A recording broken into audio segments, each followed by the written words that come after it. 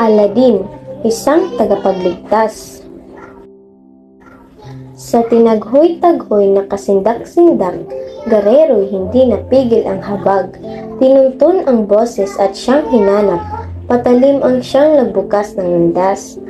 Tawag na masinsay naglagi-lagilik sa dakog ng lubhang matalas na kalis.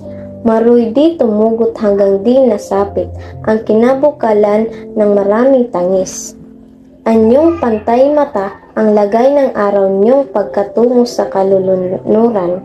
Siyang pagkataos sa kinalalagyan nitong nagagapos sa kahambal-hambal.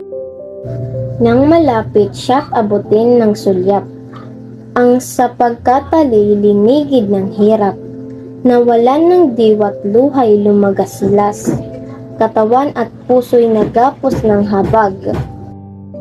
Malaong natigil na di ko nakakibo, hiningay hinabol na ibig lumayo, matutulog disin sa habang ang dugo, undangan nagbangis leong nangagtayo, naakay ng gutom at gawing Manila, nag-uli sa ganit at nawalang awa, handa na ang gipit kukung bagong hasa, at pagsasabayan ang gapos ng iwa. Tanang balahiboy pinapangalisag, nanindig ang buntot na nakagugulat, sa bangis ng anyo at sabngasab, puryang nagagalit ang siyang katulad.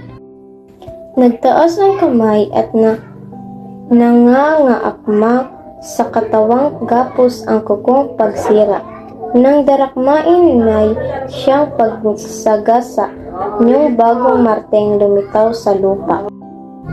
Inusig ng taga ang dalawang ikon, sa Apollo man din sa serpiente piton. Walang bigong kilos na di nababaon, ang lubhang bayanig tabak na pamuto.